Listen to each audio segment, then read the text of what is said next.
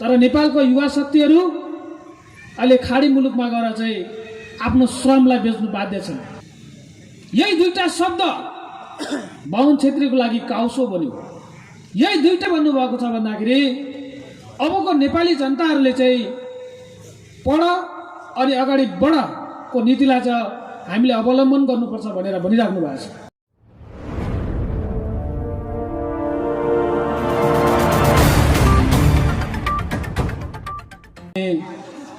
समग्र मंगोल प्रेमी आमा बुवा दाजुभाइ तथा दिदीबहिनीहरूमा मेरो अभिवादन स्वीकार्नुहोला। जय मंगोल। सर्वप्रथम त अस्तिको बन्द सत्रबाट कमल गाउँ सभालाई म मंगोलमय बनाउँछु भनेर जुन हिसाबले एउटा प्रतिबद्धता जाहेर गरेर यो जिम्मेवारी मेरो हो, मैले नै यो मुलुकमा परिवर्तन ल्याउनुपर्छ भन्ने हिसाबले अठोटका साथ खुट्टा नकमाइकिन छाती चाक्लो बनाएर मैले यो जिम्मेवारी वहन गरेर म अबको दिनहरूमा कमल गाउँ सभालाई मंगोलमय बनाउँछु भनेर जुर्मुराएर उठ्नुहुने र त्यो बन्द सत्रबाट निर्विरोध अध्यक्ष जस्तो गरिमाय पदमा निर्वाचित हुने हाम्रा मित्र होमबहादुर राई लगायत उहाँका टिमलाई म अग्रिम सफल कार्यकालको शुभकामना व्यक्त गर्न चाहन्छु। भनिन्छ संसारमै मान्छेहरूले शब्दहरूलाई महत्त्वपूर्ण ठानेर शब्दको खेलमा मान्छेहरू समाज रुमलिएको हुन्छ भनेर भनिन्छ।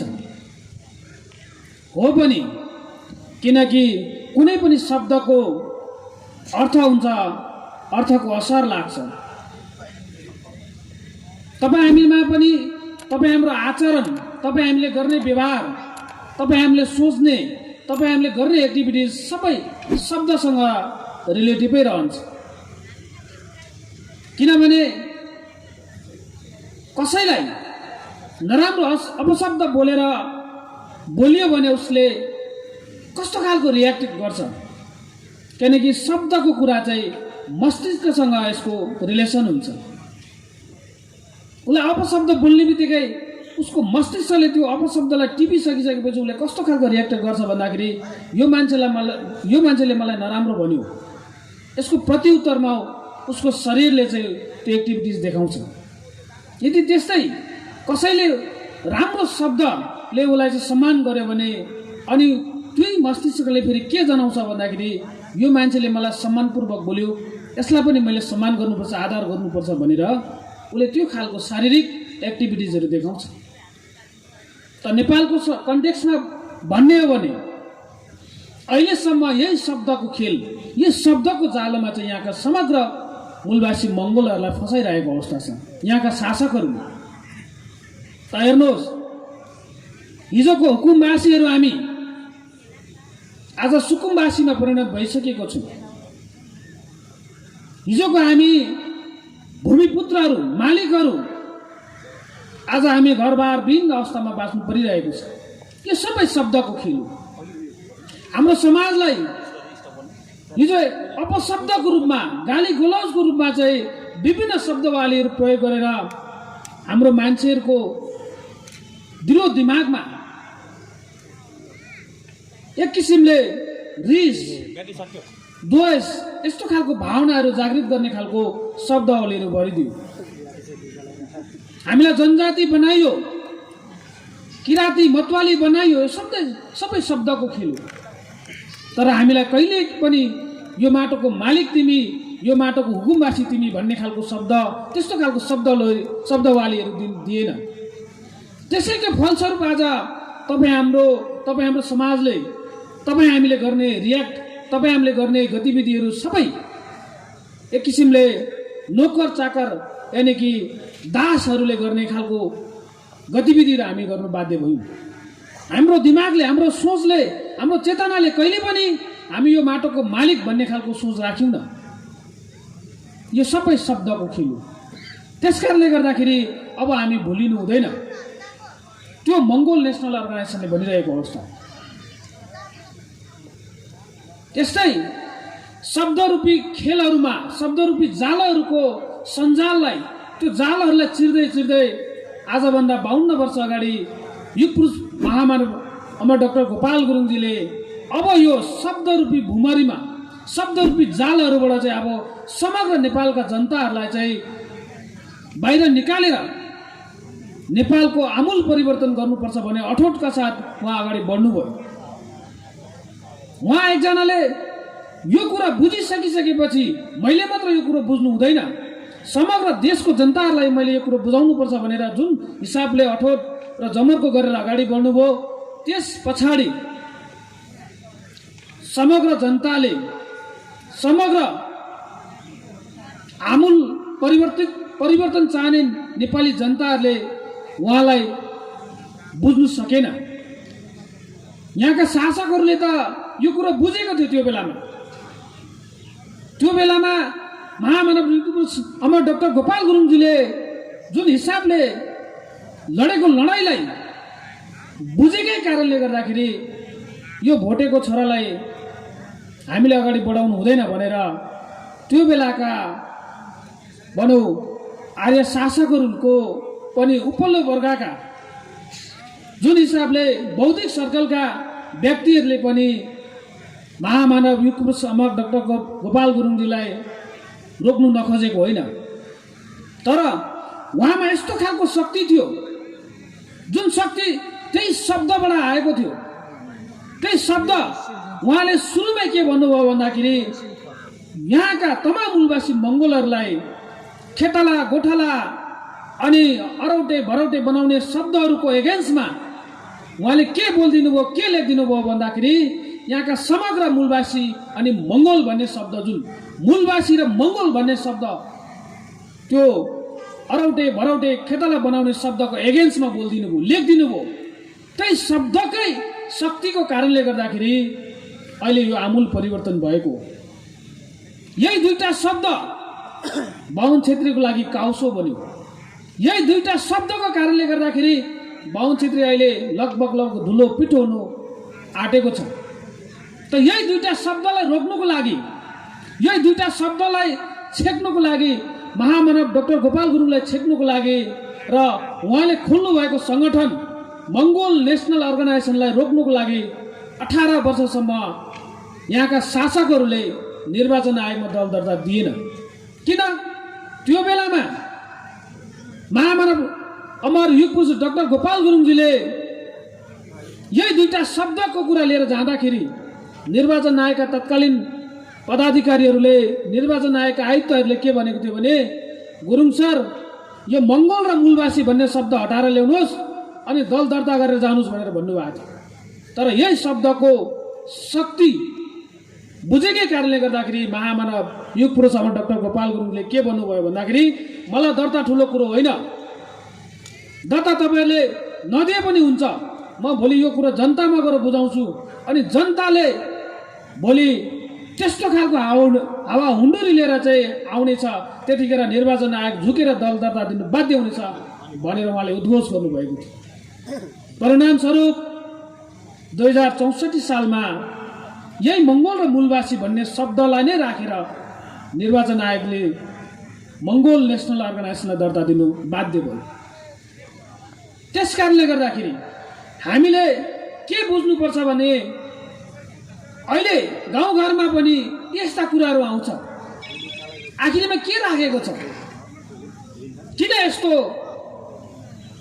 छर छिमेकीहरूमा आफन्तहरूमा चाहिँ एक आपसमा किन लड्ने, द्वेषको भावना फैलाउने यस्तो खालको गतिविधिहरू मङ्गोल नेसनल अर्गनाइजेसनले गरिरहेछ भनेर भन्छ।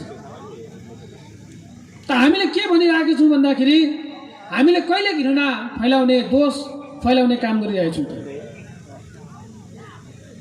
अहिलेको संविधानले व्यवस्था गरेको, संविधानमै उल्लेखित भएको शब्दहरूलाई हामीले भन्दाखेरि कसरी हामीले दोष फैलायौँ, समाजमा कसरी भाड्ने हामी काम गर्यौँ? किनकि अहिलेको संविधान धारा 84 उपधारा 2 मा गएर तपाईँले हेर्नुभयो भने बाहुन छेत्री, ठकुरी, वैश्य, आदिवासी जनजाति यी सबै शब्दहरू पाइन्छ, सबै कुराहरू छन्। अनि हामीले बोल्दाखेरि चाहिँ हामीले दोष फैलाएको हो, समाजमा विखण्डनकारी भूमिका निर्वाह गरेको। यो कसरी हो? अनि भन्छ हामी समाजहरू मिलेर बसेका छौँ, यहाँनिर मिलिरहेको समाजलाई साम्प्रदायिकता फैलाउने खालको गतिविधिहरू गर्यो भनेर हामीलाई आरोप र आक्षेप लाउँछ। मिलेर बसेको कसरी मिलेर बसेको हामीले बुझ्नुपर्ने कुरा यहाँ छ। समाजमा मिलेर बसेको कसलाई मिलेर बसेको भनिन्छ भने यदि मैले कसैलाई सम्मान गरेँ भने उसले पनि मलाई सम्मान गर्नुपर्ने हुन्छ। तर अहिले स्थिति कस्तो छ भने यहाँका बहुसङ्ख्यक मूलवासी मगरलाई अपमान गरिरहेको छ, अनि हामीले चाहिँ बाहुन छेत्री दाजुभाइलाई सम्मान गर्नुपर्ने, अनि त्यसरी बसेको समाज र मिलेर बसेको यो पनि काहीँ हुन्छ? अहिले परिस्थिति त्यो छ। हामीले के भनिरहेको छौँ भन्दाखेरि हामीले बाहुन छेत्री दाजुभाइलाई सम्मान गरिरहँदाखेरि बाहुन छेत्री दाजुभाइले पनि हामीलाई सम्मान गर्नुपर्छ, यो चाहिँ मिलेर बसेको भनिन्छ त्यसलाई। तर त्यस्तो खालको परिस्थिति छैन। पूर्ववक्ता मित्रले भनिसक्नुभयो, आज मन्दिरमा पस्दाखेरि, कुलो चोकमा बस्दाखेरि पानी छुइदिएको नाममा, मन्दिरमा पसेको नाममा हाम्रो मान्छेहरू मारिनुपर्छ। कसैले कसैलाई मन पराएको भरमा, तिमीलाई म माया गर्छु भनेको भरमा चाहिँ नदीमा चाहिँ बगिनु पर्ने स्थिति छ, मारिनु पर्ने स्थिति छ। अनि भन्छ समाज मिलेर बसेको छ। कहाँ मिलेर बसेको छ? यो कुरा हामी मङ्गोल नेसनल अर्गनाइजेसनको तर्फबाट राजनीतिक रूपले चेतनशील बनेर अगाडि बढ्नुपर्छ भनेर भनिरहँदाखेरि अनि देख्छ हामीलाई विघटनकारीहरू यो हिसाबले चाहिँ हामीलाई जज गरिरहेको छ। तर त्यसो होइन। हामी के भनिरहेका छौँ भन्दाखेरि अब यो नेपालमा सबै कुरा परिवर्तन हुनुपर्छ, आमूल परिवर्तन हुनुपर्छ।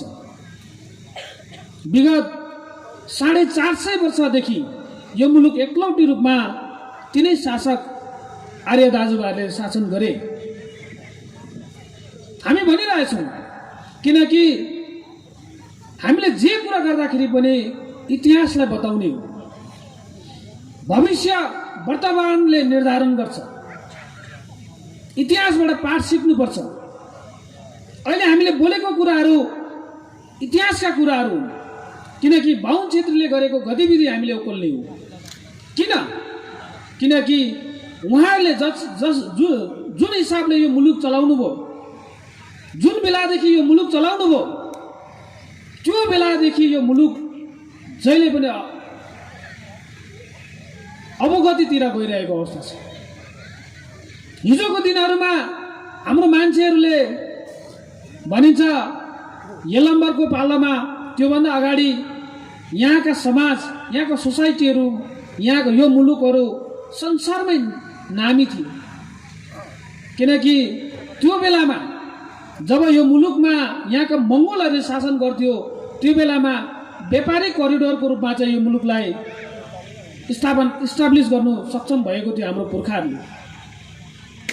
नेपाल त्यतिकै नेपाल भएको होइन, किनकि उनको व्यापार गर्ने विश्व व्यापारको एउटा थलोको रूपमा चाहिँ नेपाललाई परिचित गराएको थियो। त्यो बेलामा जब 1559 अनि 1495 भित्रेका आर्य दाजुभाइहरूले 1559 चाहिँ शासन सत्ता आफ्नो हातमा लिइसकेपछि यो मुलुकलाई एउटा खण्डहरको रूपमा चाहिँ एउटा भनौँ न मरुभूमिको रूपमा चाहिँ परिणत गर्नु सफल भयो। अहिले हेर्नुहोस् नेपालमा संसारमै भनिन्छ युवा शक्तिहरू भनेको देशको आमूल परिवर्तन गर्ने एउटा मेरुदण्ड हो भन्छ। तर नेपालको युवा शक्तिहरू अहिले खाडी मुलुकमा गएर चाहिँ आफ्नो श्रमलाई बेच्नु बाध्य छन्।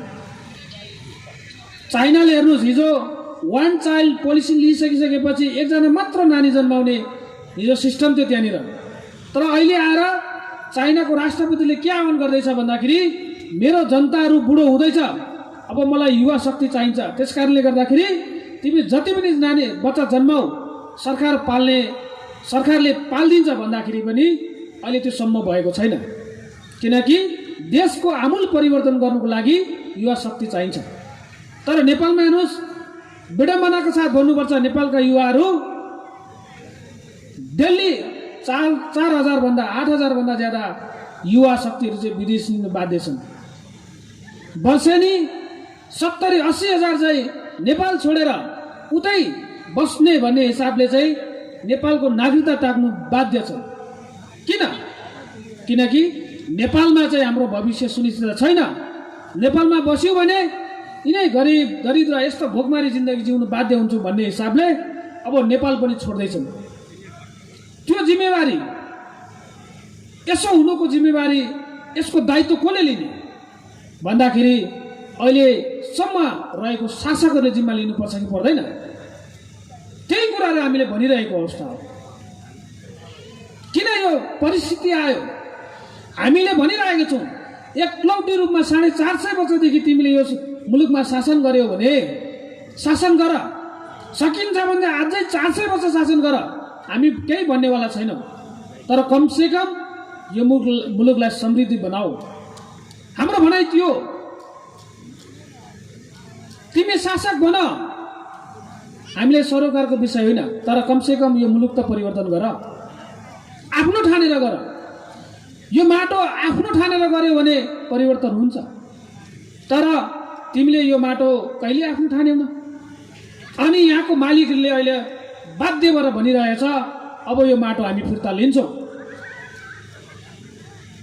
त्यही हामीले भनेको, हामीले एकलौटी रूपमा हेऱ्यौँ, 450 वर्षको शासनकाल हेऱ्यौँ, तिमीले परिवर्तन गर्नु सक्यौ न भने अब यो माटोको मालिक जुर्मुराउँदैछ।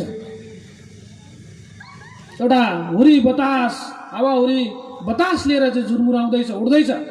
त्यतिखेर तिमी बडा लिएर कहाँ पुग्नेछौ त्यो तिम्रो जिम्माको कुरा हो, हामीले भनिरहेको छौँ। त्यसकारणले गर्दाखेरि तपाईँहरू माझमा मैले के आग्रह गर्नु चाहे भन्दाखेरि सुध्रिने बेला छ, सुध्रिने मौका छ, सुध्रिनुपर्छ। हामी त्यही भनिरहेको छौँ। अहिले हेर्नुहोस्, एउटा घटना सेलाउनु पाउँदैन, अर्को घटना आउँछ। त्यो घटना सेलाउनु पाउँदैन, अर्को घटनाहरू आउँछ। किन त्यस्तो भइरहेछ? यो किन यस्तो स्थितिमा छ भन्दाखेरि यो सबै प्रपञ्च रचेर, सबै षड्यन्त्रहरू रचेर चाहिँ समग्र नेपाली जनताहरूको ध्यान चाहिँ डाइभर्ट गर्नु खोजिरहेको छ। यहाँनिर कस्तो खालको खेलहरू, कस्तो खालको षड्यन्त्रहरूको तानाबाना बुनिन्छ भने हिजो गरेको गल्तीहरूलाई ढाकछोप गर्नुको लागि नयाँ नयाँ घटना परिघटनाहरू चाहिँ घटाएर यहाँको जनताहरूलाई चाहिँ डाइभर्ट गरिरहेको छ। अघि नै पूर्ववक्ता मित्रले भन्नुभयो, मलाई रोजगार दियो, तिमीले रोजगार दिनु सक्यौ न, म विदेशमा गएर रोजगार गर्छु भन्दाखेरि गोलीले हानेर चिसाइन्छ। किन गोली हान्दैछ सरकारले? किनकि यहाँको जनतालाई, यहाँको युवा शक्तिलाई टेस्ट गर्दैछ उसले, कतिको आन्दोलन गर्नु सक्छ भनेर। 2 जना मारिदियो, 2 जनालाई गोली हानेर ठोकिदियो, अरू जनता चुपचाप लागेर बस्यो, अरू युवा शक्ति चुपचाप लागेर बस्यो। यहाँको सरकारलाई के थाहा भयो भन्दाखेरि अबको यहाँको जनता, के अरे यहाँको युवाहरूले आन्दोलन नगर्ने रहेछ, किनकि यिनीहरूलाई विदेश बेचिदियो भने काफी हुनेछ भनेर त्यो खालको पोलिसी, त्यो खालको रणनीति बनाउनु यहाँको अहिलेको शासकहरू तत्पर छन्। त्यो टेस्ट गरेको यस्ता घटनाहरू घट्छ, त्यो धार्मिक रूपले ल्याउँछ, जातीय कुराहरू उठाएर ल्याउँछ। अघि नै पूर्ववक्ता मित्रले भन्नुभयो, यस्ता कुराहरू आइरहेछ। किन भन्दाखेरि यहाँको जनतालाई यहाँको शासकले टेस्ट गर्दैछ। परिवर्तन चाहन्छ कि चाहँदैन, आन्दोलन ल्याउनु सक्छ कि सक्दैन भनेर टेस्ट गरिरहेको अवस्था छ। तर यहाँको जनताहरूमा त्यो खालको चेतनाको बिर्को फुट्ला जस्तो अवस्था चाहिँ मैले देखिरहेको छु। किनकि भनिन्छ संसारमा यदि कुनै पनि मुलुक विकसित हुनु छ भने शिक्षा एउटा महत्त्वपूर्ण कुरा हुनसक्छ, तर शिक्षाभन्दा पनि अहम भूमिका चाहिँ चेतना हुनुपर्छ भन्छ। किनकि सिङ्गापुर परिवर्तन गर्नुको लागि लिक्वेनले चेतनाको लागि चाहिँ जुन हिसाबले उहाँले चाहिँ एउटा त्यो खालको कानुनहरू, त्यो खालको भनौँ न तालिमहरू, त्यो खालको परिस्थितिहरू सिर्जना नगरेको थियो भने अहिले सिङ्गापुर बन्दैन थियो। त्यहाँको मान्छे शिक्षित होला, शिक्षा एउटा कुरा हो, चेतना एउटा कुरा हो। त्यसकारणले गर्दाखेरि हामी के भनिरहेका छौँ भन्दाखेरि अब हामीले राजनीतिक चेतना चाहिँ राख्नुपर्छ भन्ने कुरा हो। अहिलेको प्रेसिडेन्ट बुद्धलाल मेचेज्यूले उद्घोष गर्नुभएको छ। उहाँले के भन्नुभएको छ भन्दाखेरि अबको नेपाली जनताहरूले चाहिँ पढ अनि अगाडि बढको नीतिलाई चाहिँ हामीले अवलम्बन गर्नुपर्छ भनेर भनिराख्नु भएको छ। भन्नुको तात्पर्य के भन्दाखेरि पहिला हामीले पढिसकिसकेपछि कसरी अगाडि बढ्ने त्यो चेतनाको कुरा हुन्छ। अहिलेको युवाहरूले पढ्नुपर्छ, पढेर अगाडि बढ्नुपर्छ भन्ने हिसाबले चाहिँ त्यो हिसाबले चाहिँ अबको रणनीतिहरू बनिनुपर्छ भनेर भनिराख्नु भएको छ। तर अहिलेको शिक्षा नीतिहरू हेर्नुभयो भने, अहिलेको परिस्थिति हेर्नुभयो भने के पाइन्छ भन्दाखेरि अबको युवाहरूले 11-12 पास गरिसकेपछि आइएल्स लिने अनि विदेशमा गएर पढ्ने, उतै रोजगार गर्ने, यो खालको कन्सेप्टको विकास गरेर अब देश बनिँदैन। किनकि देश बनाउनुको लागि मैले अघि नै भने युवाहरूको खाँचो हुन्छ। युवाहरू यही मुलुकमा बस्नुपर्छ। तर यही मुलुकमा बस्ने वातावरण चाहिँ अब कसले बनाउँछ भन्दाखेरि मङ्गोल नेसनल अर्गनाइजेसनले बनाउँछ। त्यो जिम्मेवारीहरू, त्यो दायित्वहरू चाहिँ मङ्गोल नेसनल अर्गनाइजेसनले अब लिएर अगाडि बढिरहेको कारणले गर्दाखेरि समग्र नेपाली जनताहरूको इच्छा आकाङ्क्षालाई परिपूर्ति गर्नुको लागि चाहिँ मङ्गोल नेसनल अर्गनाइजेसनका नेता कार्यकर्ताहरू कटिबद्ध भएर लागि परिरहेको अवस्था छ। महामानव युगपुरुष अमर डाक्टर गोपाल गुरुङजीले सदैव भन्नुहुन्थ्यो, उहाँले के भन्नुहुन्थ्यो भन्दाखेरि मैले यदि पसिना मागे पसिना देऊ, रगत मागे रगत देऊ, यदि पसिना रगत दिनुभयो भने म यस्तो खालको लडाइँ लड्दिनेछु जुन लडाइँले चाहिँ तिम्रो आउने भावी सन्ततिहरू यही मुलुकमा चाहिँ हाँस्ने, खेल्ने, नाच्ने, गाउने वातावरण बनाइदिनेछु भनेर भन्नुभएको छ। अब बेला आएको छ, त्यो समय आएको छ। तपाईँ हामीले हरेक सेक्टरबाट, हरेक क्षेत्रबाट चाहिँ आफूले अब्बल साबित गर्ने बेला आएको छ। अहिलेको यो बाहुनवादको जन्जिर, बाहुनवादले एक किसिमले हाम्रो समाजलाई गाँजेको र यो रोगको रूपमा, क्यान्सरको रूपमा नेपाललाई लागेको यो जुन रोग छ, यो तोडिनुको लागि चाहिँ तपाईँ हामी समग्र मङ्गोल जनताले के विचार गर्नु पर्यो भने अब हामी केमा अब्बल छौँ, कुन कुरोमा चाहिँ म आफूलाई अब्बल ठहरिन सक्छु, त्यही कुरोबाट चाहिँ तपाईँ हामीले योगदान दिने हो। यदि कसैले बोल्नु सक्छ भने बोलेर आफूले अब्बल साबित गर्ने, यदि कसैले लेखेर सकिन्छ भने लेखेर गर्ने, कसैले नाचेर गर्छ भने नाचेर गर्ने, कसैले गाएर सकिन्छ भने गाएर गर्ने, यदि कसैले बाटो पुल पसेर बनाएर गर्नु सक्नुहुन्छ भने उहाँले त्यसमा योगदान दिने, यदि कसैले घर बनाएर सकिन्छ भने घर, कसैले समाज बनाएर सकिन्छ भने समाज बनाएर गर्ने। सबै सेक्टरबाट चाहिँ हामीले आफूले अब्बल साबित गर्यौँ भने यो देश परिवर्तन हुन्छ। यो देश परिवर्तन भयो भने आउने हाम्रो भावी सन्ततिहरूले यही मुलुकमा हाँस्ने, खेल्ने त्यो खालको वातावरण बनिन्छ। अहिले हेर्नुहोस्, तपाईँ हामीलाई किन सबैतिरबाट गाजेको छ? किनकि बाहुन छेत्रीले यस्तो खालको सञ्जालहरू, यस्तो खालको भनौँ न एक किसिमको अक्टोपसले जुन हिसाबले 8वटा हातले जसरी जताततै हात लाएर चाहिँ जताततै उसले चाहिँ सञ्जाल फिजाएर चाहिँ आफ्नो शिकार गरे जस्तो तपाईँ हामीलाई चारैतर्फबाट चाहिँ घेर्दै हामीलाई एउटा भनौँ न त्यो एउटा हनुमान मतलब नोकर चाकर बनाएर, हली गोठाला बनाएर तपाईँ हाम्रो सोच, तपाईँ हाम्रो विचार, तपाईँ हामीले गरेको सबै बाहुन छेत्रीको लागि हुन्छ।